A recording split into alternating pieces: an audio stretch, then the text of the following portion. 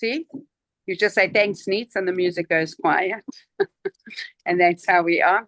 So, Essie, I just want to say thank you for joining us tonight. And we'll wish Karen that you should have Chaim Aruchim, always in good health, and everything should just be good. And you should be learning now also in your mind to learn in the merit of your dear mom. Okay? And we're all with you.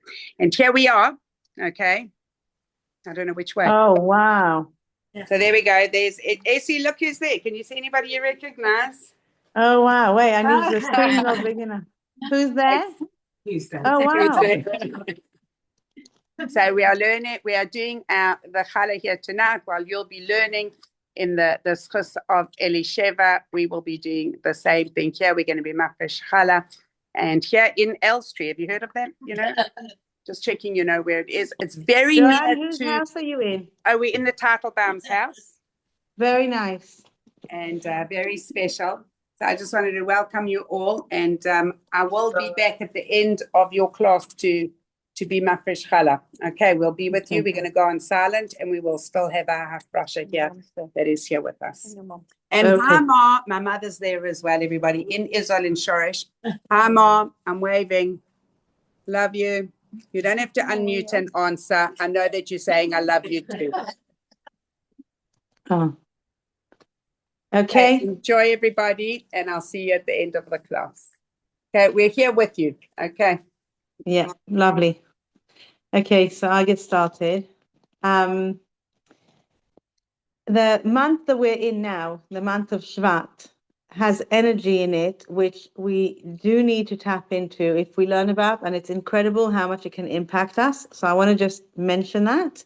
And then we'll go on to explaining what Tu B'Shvat impacts, what the impact Tu B'Shvat has on us, and how we can grow and learn through the process of Tu B'Shvat. So the month of Shvat is a time when Moshe Rabbeinu took the Torah Baal Peh. He taught the Jewish people in the desert the Torah, the entire Torah, from the 1st of Shvat until the 7th of Adar, the day he died, which is his Yortzeit. And therefore, what we have in the month of Adar, the Torah is compared to water, which the reason now this month is that the most abundance of water, and the zodiac sign is actually a bucket, a pail. So you can because you can draw water very easily and then pour it onto others. So that's the koach of teaching Torah. You draw Torah for yourself, you learn Torah, and then you teach others. Big capacity for learning and taking Torah in at this time. And I'm going to now focus on the comparison of a man to the tree, and I will explain why. It said in Sefer Devarim in Deuteronomy, Ki ha'adam etz hasadeh. The human being is a tree. It doesn't say like a tree. It says a tree, which is an interesting thing. The fact that it's not even likened, it says this is how it is. The tree, a man is a tree. And therefore, the man is parallel to the tree. If we want to understand ourselves and our process, we need to look at the trees outside, and then we understand our process. Man is created from the earth, just like the trees are, actually. It says that you came from earth and you'll return to earth. It says dust, it's the same thing. The tree produces fruit. We produce fruit, our actions.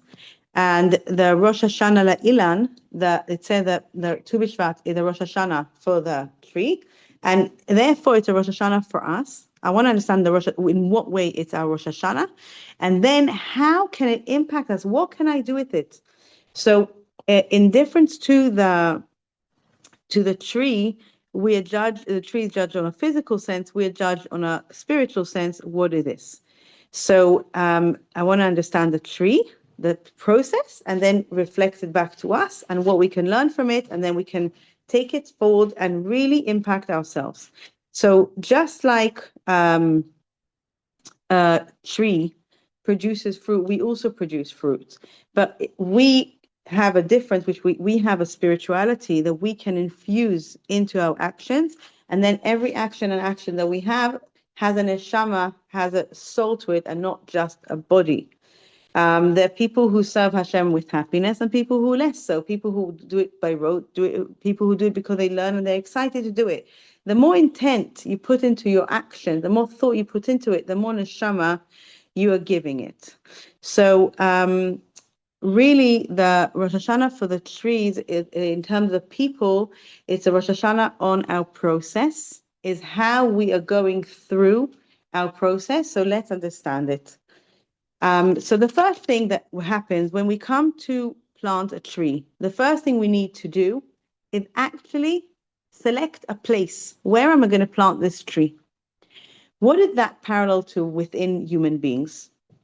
So it says in Ethics of Our Fathers, in Pirkei Avot, it says, אין לך אדם, אין לך דבר שאין לו מקום, ואין לך אדם שאין לו שעה. There's no such thing as something that doesn't have a place and a person that doesn't have a time. Everyone has a time and a place.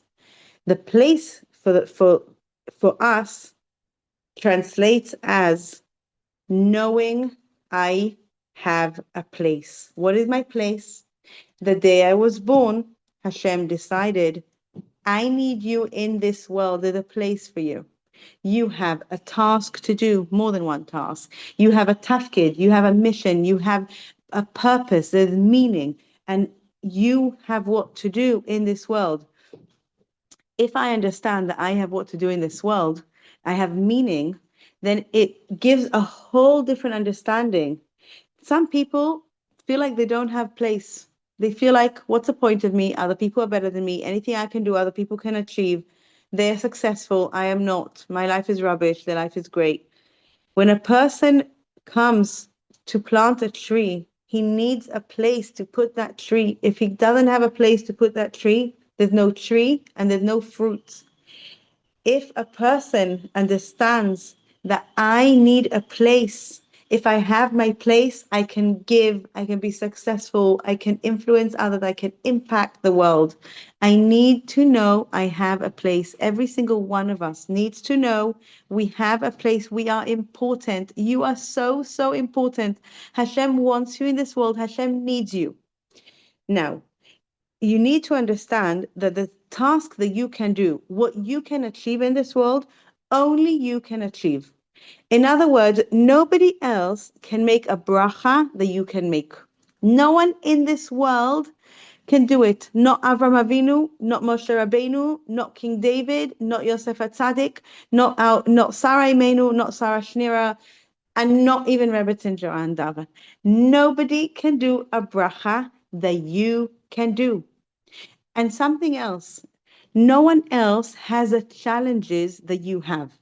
So when you have to overcome certain difficulties, let's say you have patience issue, let's say you have anger, acceptance, judgment of others, that we all have different midot, different character traits, which we struggle with on our own personal level. Some people struggle with positive thoughts, sadness, being happy, all those things. You are the only one that can overcome those feelings, and no one else can do them for you.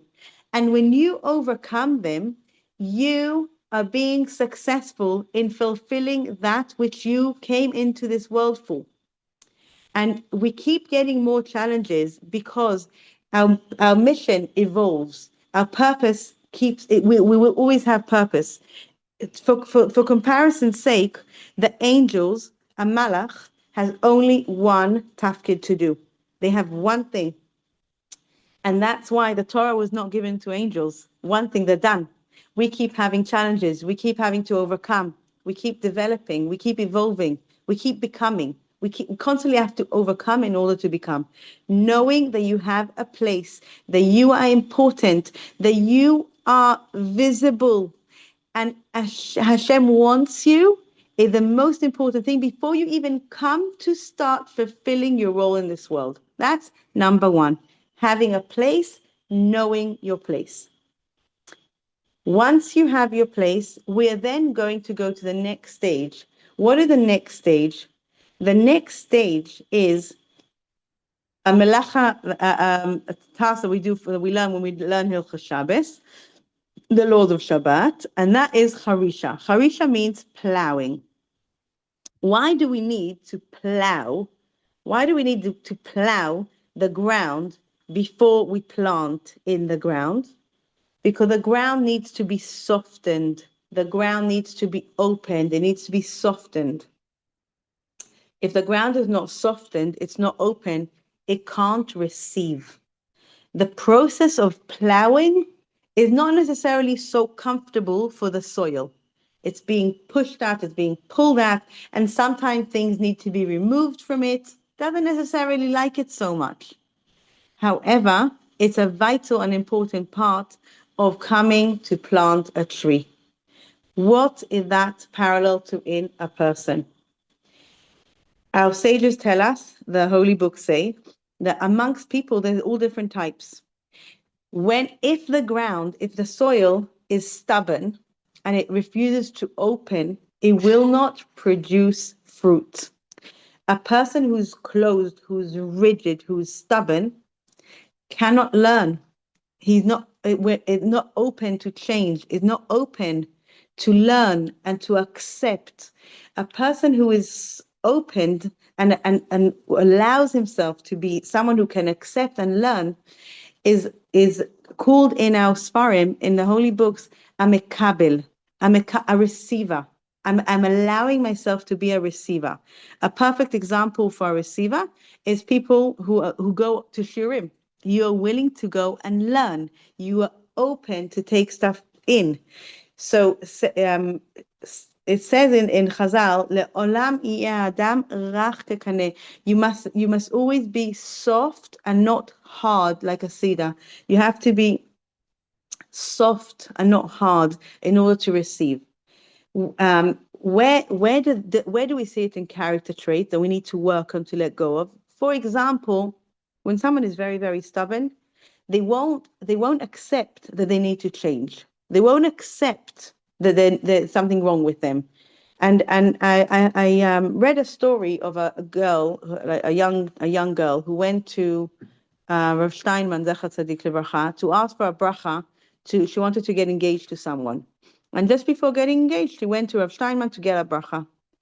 And Rav Steinman asked about him, inquired a little bit, and he discovered that although the guy was a top learner, a great yeshiva boy, he was a stubborn person. And Rav Steinman said that he did not give a bracha.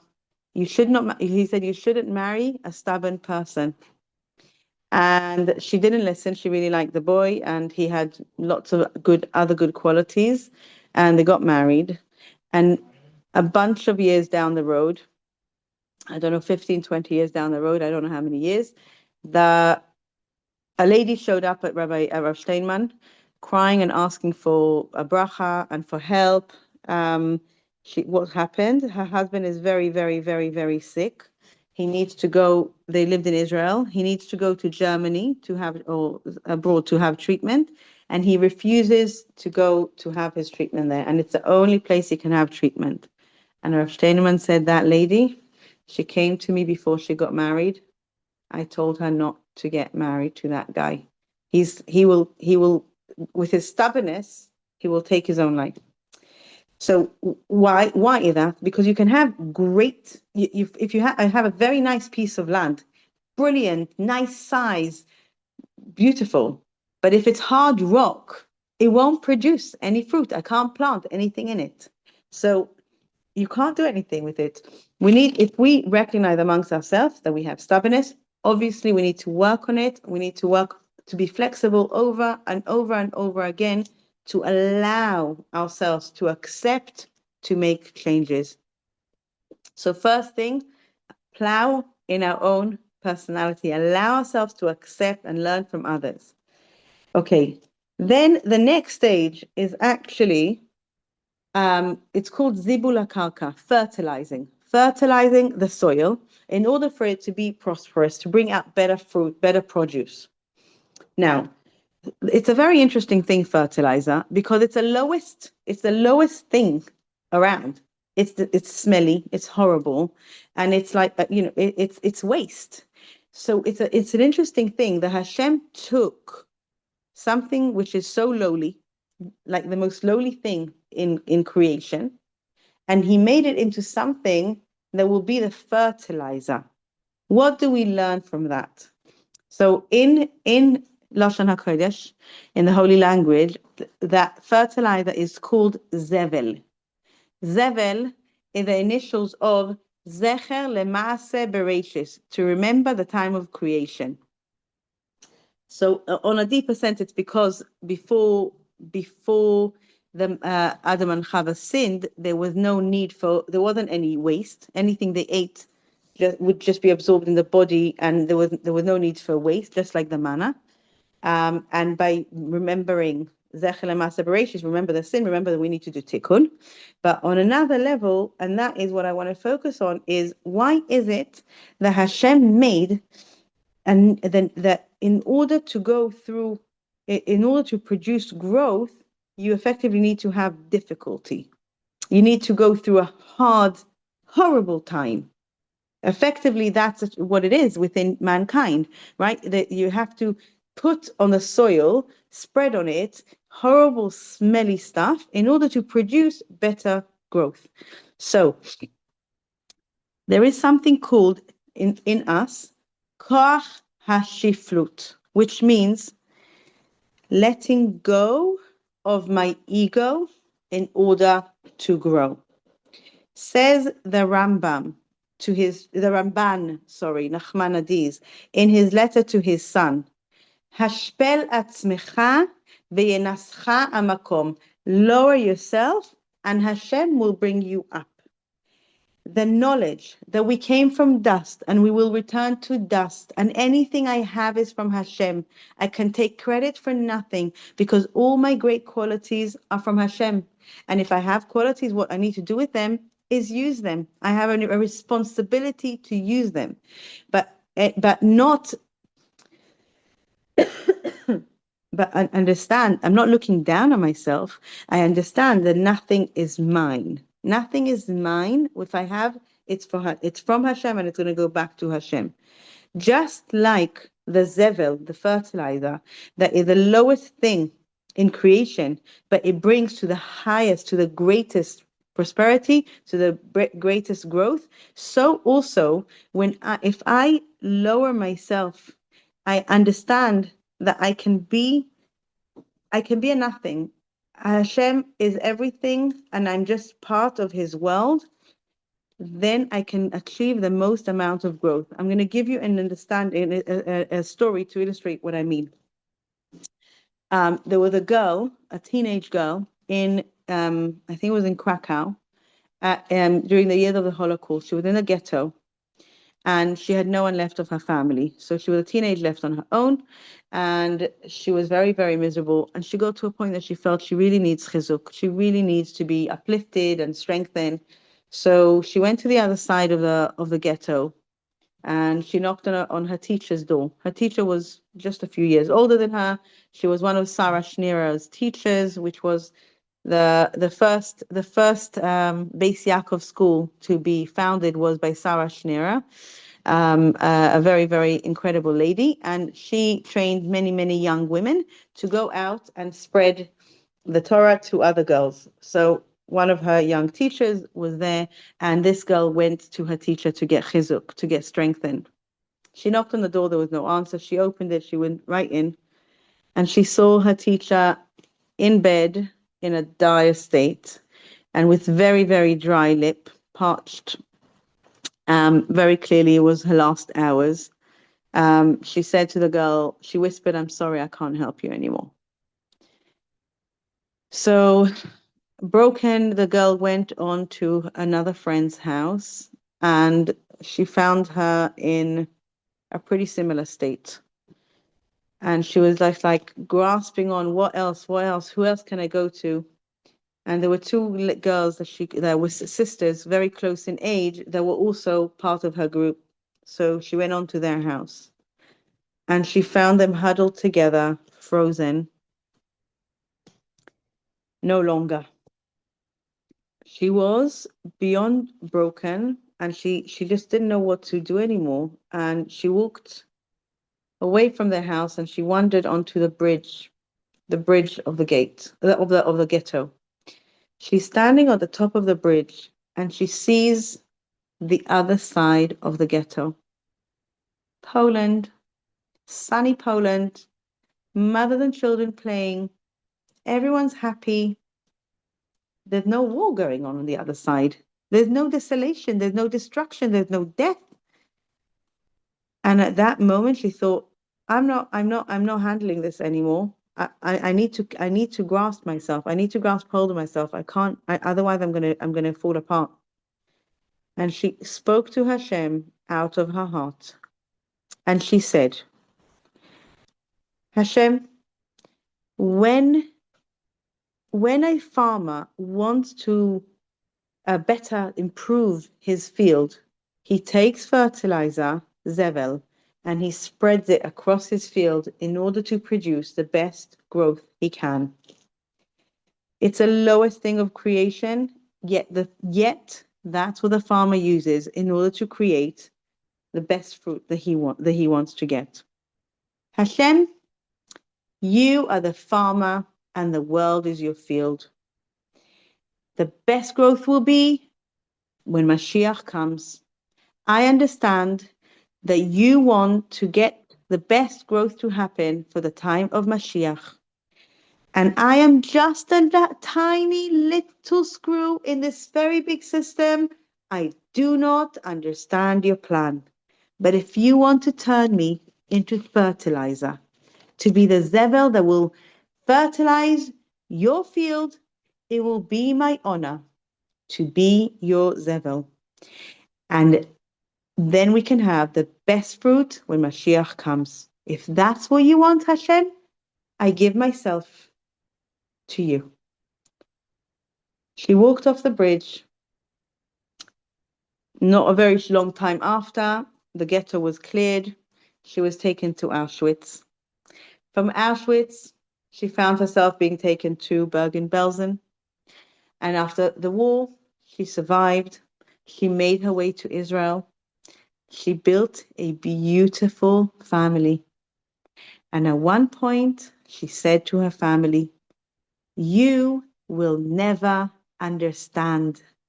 But that day on the bridge in the ghetto, the day that I took my ego, Ani, Aleph, Nun, Yud, Ani, my ego, and I turned it into Ayin, nothing, was the best, most beautiful day in my life. Many times after the war, I tried to get back to the same feeling of closeness, of Hashem filling me completely, because there's nothing of mine in there. I never, ever achieved it again. That is what we call Koach Habitul, completely nullifying myself to Hashem. Hashem, you fill me, you're me, we're one. If I'm able to do that, if I turn myself into Ayin, and then the Ani doesn't come between me and Hashem, your life, your growth will be at the most. You will shoot up. Okay. The next stage is planting the seeds. Now, what happens with the planting of the seed? If I plant a banana, I will not get an orange. If I plant an apple, I will not get pear. What I put in is what I will get out. And it's very, very important to understand that if anyone who's not on mute, please mute yourself, and they can disturb the process of the learning. If a person understands that what I put in is what I get out, then this is very, very important to understand for the sake of my own chinuch, for myself and my own growth, and anyone who has children or young children or older children.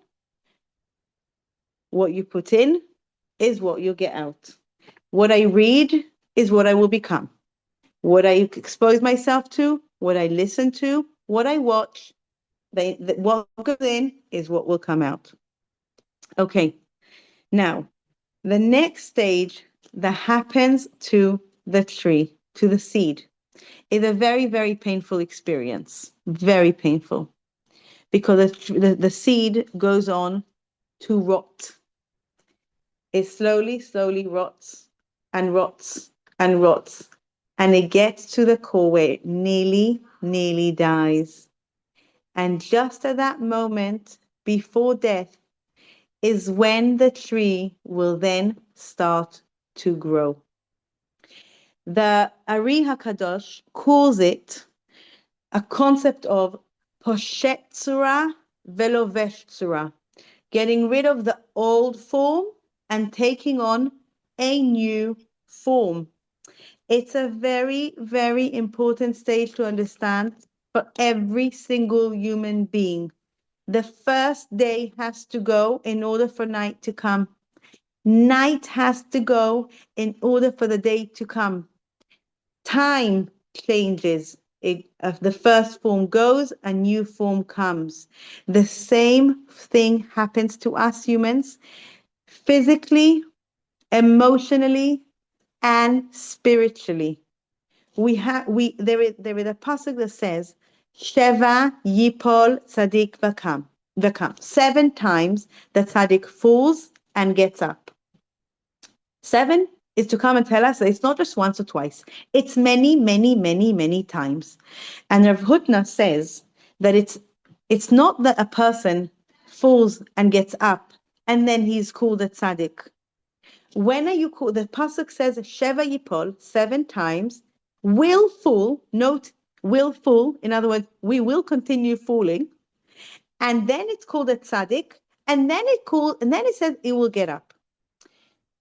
If we don't recognize that we fall, there is no growth. The first initial understanding has to be that it's because we fell that we are growing. If you don't, people who never say sorry are people who can't grow because they don't understand they did something wrong. They can't grow. At the same time, falling is not failing. Just because I made a mistake, it doesn't mean I'm a lost cause. We will keep making mistakes because there's no such thing. Ein kadeh davar. There's no such thing as ein tzadik ba'aretz asher lo yecheta. There's no righteous man in this world that will not sin. We will all make mistakes, and we will make them again, and we will make them again. Do not get bogged down. Do not get pulled down by the fact that we fall. Because if we fell, it means we will grow. Look outside. How many trees are outside? How many fruits are those trees producing? Every single one of those trees came from near death. When the seed is underground, where it's wet and cold and dark, and he feels completely invisible, and he feels like there's no hope. But then there is growth. And the biggest one that will pull us down is the Yetzer Hara. This is his biggest tool. He pulls you down. You made a mistake. You tripped. You fell. You made a big boo-boo, whatever it is, in whichever area it is. The Yetzer Hara will come and tell you, you're worth nothing. You're good for nothing. Nothing will come out of you. And that is complete lie, because making mistakes, falling and tripping is part of the process of growth and becoming. When we fall and trip, when we make mistakes and we recognize that, that is growth. That is becoming.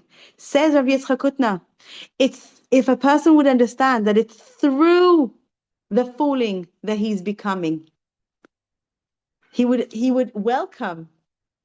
You would understand it's through that becoming, right? Says Rav Bloch, Rosh Yeshiva tells, he wrote a book called Shirei Das. He lost his entire family. He was stuck in America and he lost everyone back in Europe.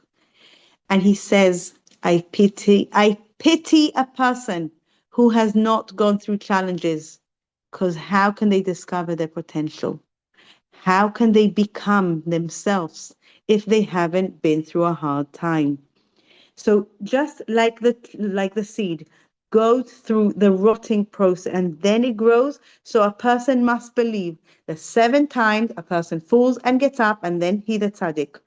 Now, that is, and this is relevant to all areas, relationships, physical, spiritual, mental. Just when you have a difficult moment, when it's a dark time, you should know the Yetzer Hara works extra hard to keep you down there. Break free, you're gonna grow. All those trees out there, they're not growing from nothing. They're growing from a little seed that nearly died. Okay. Then after we planted the seed, the next stage is watering the seed. We need to water the tree on a regular basis. Daily activity of watering the plant so that the tree grows. The water goes through, it goes all the way down, and it gets to the point of life, and then it helps the person grow. What will happen to a seed that is not given water? It will die. What is the water compared to in a person? What do I need to get on a daily basis in order to water myself? Emunah. On a daily basis, I need to learn and give myself the emunah. The emunah is the basis for the mental health. Without it, you have no purpose, you have no meaning, you have no simcha. We have to strengthen our emunah on a daily basis. Emunah gives you aspirations. The Ramchal says that emunah brings hope. The word hope in Hebrew is tikva. Tikva is hope. Tikva is from the root kav. Kav is a line. If I have emunah, I have tikva, I have a line from me all the way up. There's nothing coming between us. Kave el Hashem. I hope to Hashem. From the word kav. Kave el Hashem. I hope to Hashem. And then I strengthen, as it says, Kave el Hashem. Chazak v'yametz libecha. Right? We say it in 27 in Elul all the way for 51 days. We say Chazak, Kave el Hashem. Strengthen, you hope to Hashem. Chazak v'yametz libecha. You strengthen your heart. And v'kave el Hashem. And you hope to Hashem. So that is watering ourselves. Lehagid baboker chasdecha. We say Hashem, we reveal Hashem's chesed. We say Hashem's chesed in the morning. Ve'emunascha baleilos. Why do we say emunascha baleilos? Emunah, we say in the night. When the night means darkness, lack of clarity. I can't see you, Hashem, clearly. It's dark. It's difficult. It's possibly sad. I don't know what's happening. I don't know what will be. Then I have emunah. Then I'm connecting. When a very beautiful thing I heard once from Rav Melech Biderman, he once said that in London, when there were the Blitz during the war, they told people to put blackouts on the windows so that the airplanes can't see anyone. They can't see where there's light, where there's people living. And he said the closer the light was to the window, the thicker the blackout had to be. The closer the light of Hashem is to you, the thicker the blackness is. Sometimes Hashem, you feel so dark, but Hashem is right behind it. You just need to wait for the morning. Lehagid baboker chasdecha. In the morning, we're able to say Hashem's chesed because we see it with clarity. But in the night, it has to be with emunah. I have to have a connection even when I don't see it. When you have emunah, with emunah, you can cross seas and rivers. You can climb mountains. Without emunah, you can't take one step in front of another. Then, okay, the next stage, after we water ourselves, after we water the tree, the next stage is sprouting, right? Now, once there is sprouting, what do we need to do for the little sapling? We need to give it support, right? We tie a stick to it, a little thing to make it grow straight. We need to give it support to grow straight. When a child comes into the world, we need to give him support, someone that will straighten him, that will help him, that will give him rules and connect. When parents are able to give the children the support, when the parents have connection, when they're tied, the support tied to the tree, then the children can grow straight. Children who have a lot of challenges and they don't have the support, they will grow sideways. They will grow in different directions. The same applies to us with people around us. When we see people who are possibly needing support, be that support. We learned this from COVID. When people were lonely and on their own, they could die just from the loneliness. Every single one of us has a responsibility towards the people around us. We need to step out of our comfort zone and be there for other people. Now, the next level that we have in the tree is there is actually a very interesting thing that the month of Shvat, the work that we need to work on ourselves in the month of Shvat, in Kabbalistically, is actually to do with food, with eating. It's about self-control in eating. It's a Kabbalistic thing, and I don't even understand it myself. But that's the parallel avoida of the month. Now, where does that connect with the fruit, with a tree? If the tree produces fruit, and the fruit in Israel, we have to wait 3 years for the fruit until we can have the fruit. On the 4th year, we can have the fruit. What is the point of the waiting? We need to learn patience. Patience is such a big thing that we need to learn, because what happens is, if we don't have patience, we very quickly get to anger, because anger will fill the space between expectation and reality. Unless I have patience and I'm able to hold the reality which disagrees with my plan. Hashem, I wanted something else. Deal me different cards. It's not what I wanted. Why take my cards back. Give me different ones. Hashem gave us our cards. Every single one of us got the perfect card for them. And if I don't like my cards, it's me, my ego versus Hashem. That is my part in the sin of Adam and Chava. Adam and Chava wanted to do it their way, not Hashem's way. Hashem said, wait, patience. You can eat, but only once it's Shabbos. They didn't want to wait till Shabbos. They took it when it was not ripe yet. You cannot take from the fruit before it's ripe. We need to wait for the fruit to ripen. We need to develop patience. It's hard. It's hard. I want the chocolate. No, but you don't really want the chocolate. But I want the chocolate. But I don't really want the chocolate. Right? What do you really, really, really want? You know you really, really don't. You really don't want it. This is the power struggle that we have within us. So we need to develop the patience. We need to develop the hachna'a, letting go of myself for the sake of the. It's a very big. It's a very, very big tikkun. The Mekubalim call it tikkun klipas noga.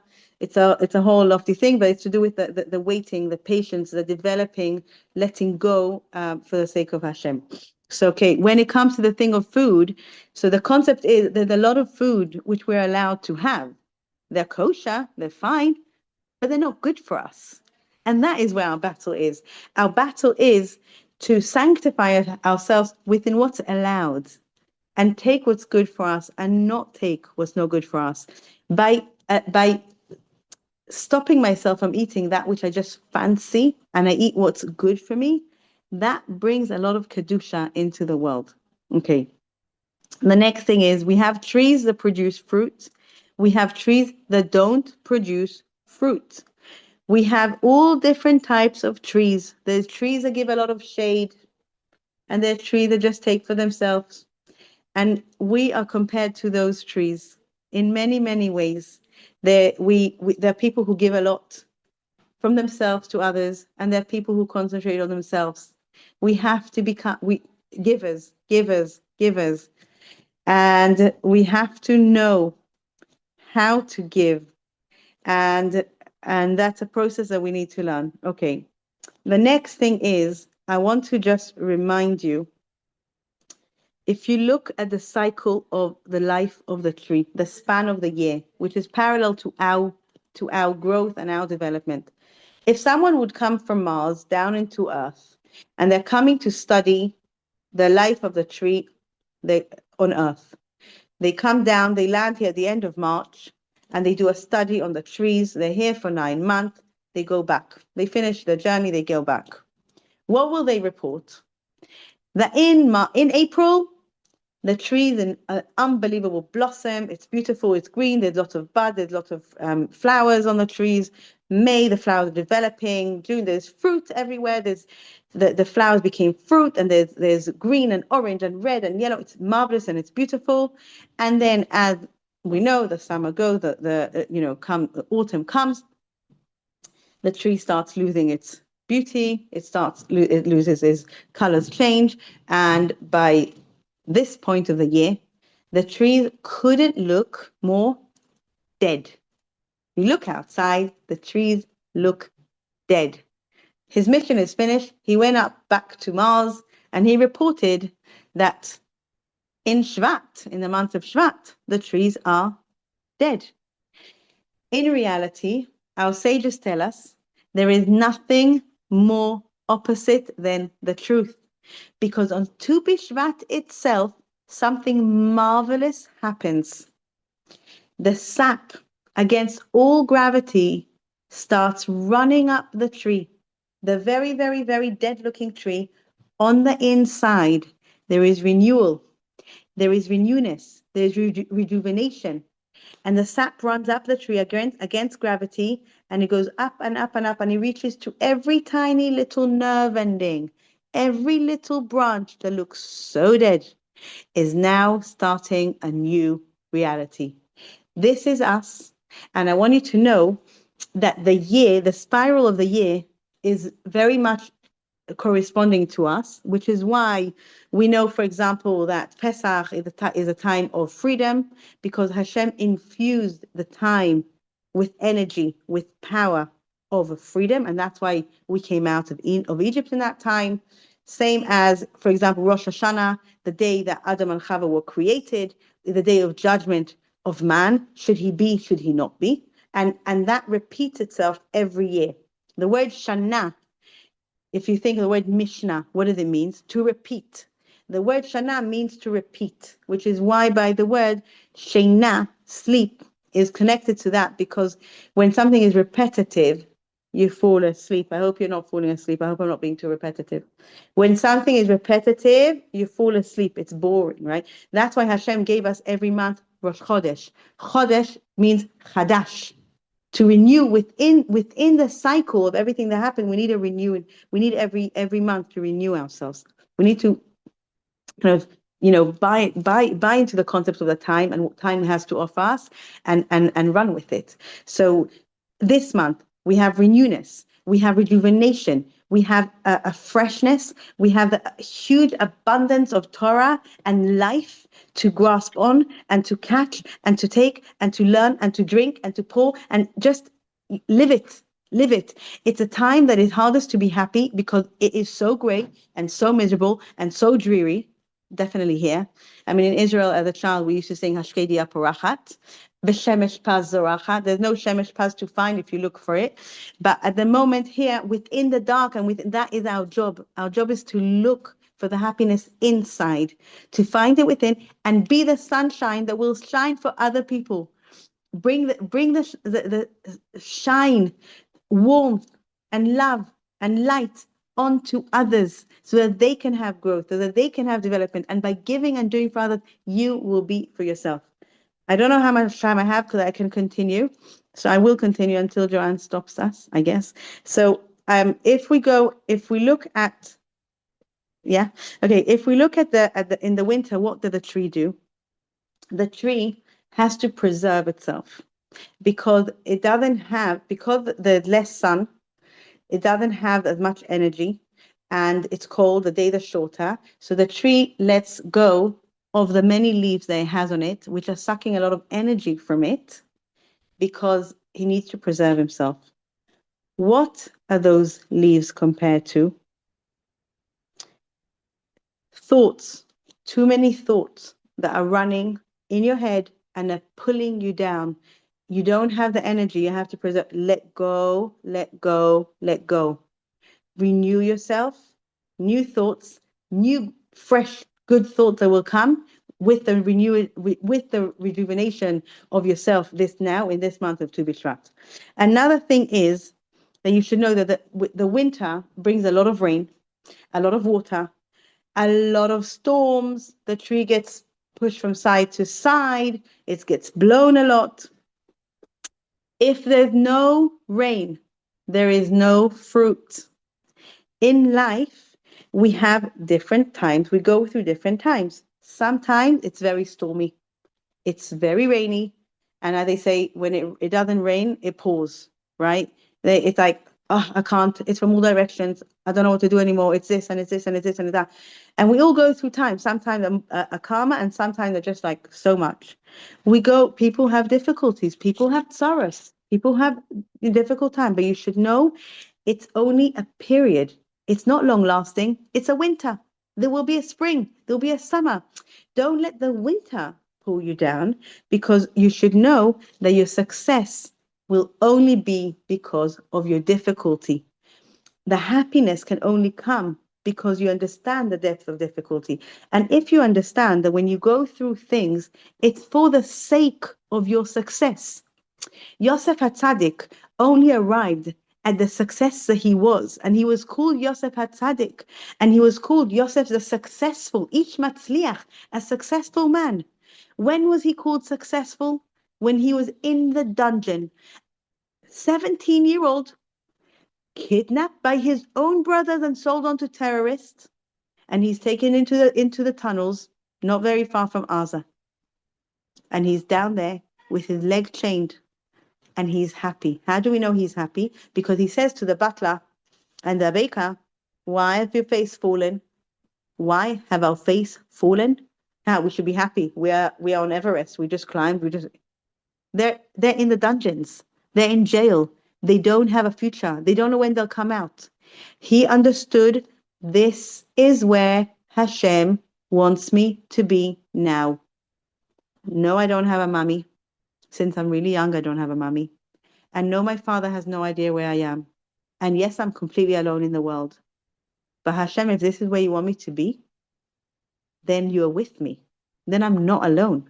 Then I'm fulfilling my purpose here in the dungeon, in the difficulty. And then he is called Ish Matzliach, successful man. And as a result of that, what does he get? He becomes number 2 person in the entire world, much bigger than Trump. He sustained the entire universe of the time. So people think the success comes their way, and crisis and difficulties is what happens. No. The tree doesn't say, "I had such a crisis. All my leaves fell off. The tree, I'm being blown from side to side by the winds. The rain's coming pouring on me. I'm not coping." No, the tree says, "You want to know why I have fruits? Because in the winter, there was such storms and I was shoved from side to side and there was so much rain. Come see me in the winter. Come see. And then you will know why I have such fruits." That's why I said before, Lehagid baboker chasdecha, to say your chesed in the morning, it's because I had emunatcha baleilot. If you understand that what we go through is what makes us grow. This was Yosef. That was Avraham Avinu. Avraham went through such difficulty. He became the father of our nation.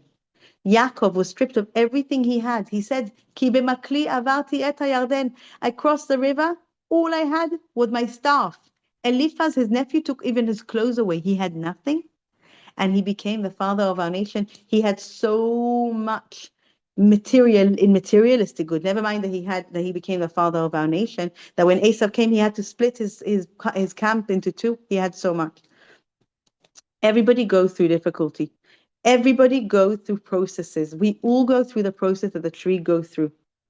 So when we understand that our thoughts can help us and our thoughts can destroy us, we need to choose our thoughts. Being happy is called being besimcha. Being besimcha is being happy. Says the Zohar HaKadosh, and he's quoted by the Imrei Emes, that the letters Besimcha are the same letters as Machshava, thought. To be Besimcha depends on my thought. If I choose to be happy, it doesn't matter how horrible my situation is. I can choose to be happy. Happiness is a choice. So, why do we sometimes cut away branches to prune the tree, to help the tree rejuvenate? Sometimes we need to cut away certain wishes because they're disturbing our growth. I want this, and I want this, and I want that, but maybe that's not good for me. And maybe that's not good for me. And maybe Hashem's not giving me certain things because they will take away from me, because they will take away from my growth. So in the same way that I understand that my wish, my ratzon, okay, my ratzon is my wish, is what I really, really want. My very, very deep want is called ratzon. Ratzon is the same letters as tzinor. Tzinor means a pipe. If my ratzon is to Hashem, I open a pipeline. Between me and Hashem, it's open. And I want to tell you something. When you have too many wishes, too many wants, that is the opposite of menuchas hanefesh. It's the opposite of a calm state of mind. Sometimes we need to let go. Let them go. Let them go. It's okay. And focus on the one thing that you really need to have. When we're busy, if we want too many things, then we're not successful in the one thing. We need to be focused. So that is relevant for spirituality. It's relevant. It's relevant for physicality, for mental, in all areas. To know that we have boundaries. I need to know what's right. I need to know what's wrong. And sometimes we have wishes and wants that come from the Yetzer Hara. The Yetzer Hara is very, very clever. It knows how to pull us much, much better than we know. And when we're hearing a voice speaking within us, I want, if it's quite a strong voice, it's not I. It's a Yetzer Hara. The real I, the real me, the neshama, has a much softer voice. It has a much quieter voice. And you need to listen to it. Listen to the voice of your neshama and send the Yetzer Hara packing. The Yetzer Hara comes with negativity. The Yetzer Hara comes with separation and segregation. Whenever you hear two people arguing, two people fighting, two people against each other, thinking negative about each other, there's only one source for that. It's called the Yetzer Hara.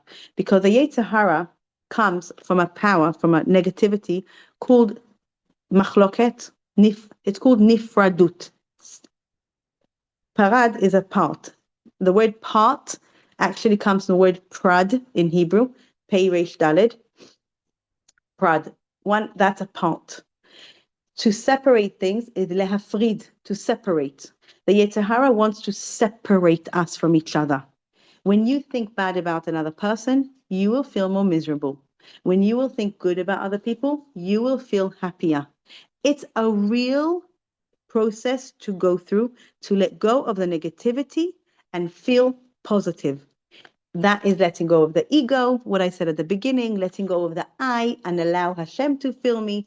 And the other thing that go into the process, which is taking away the little rocks and stones around the tree that stop the tree from growing nicely.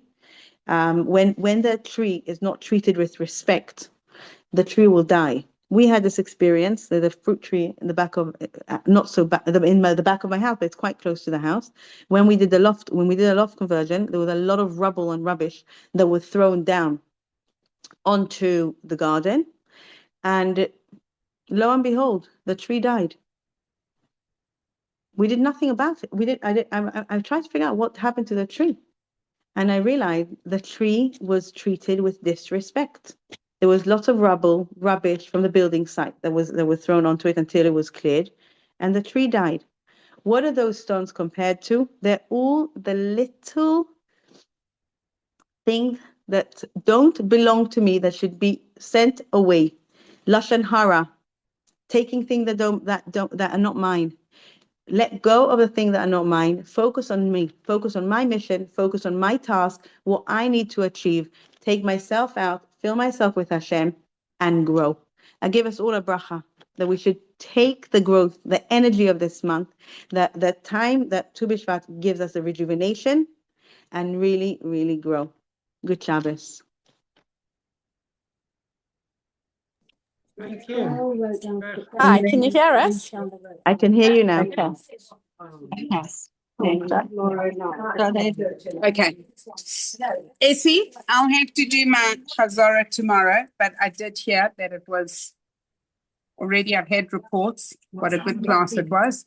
And we've got Gabrielle is sitting in Yerushalayim. I don't know who else is wherever, and if everybody's there, and if my mom's still there. But we've just finished here now, and I want to just, 1 second, I just need. Okay. Here we go, just so that we have everybody in mind. Okay.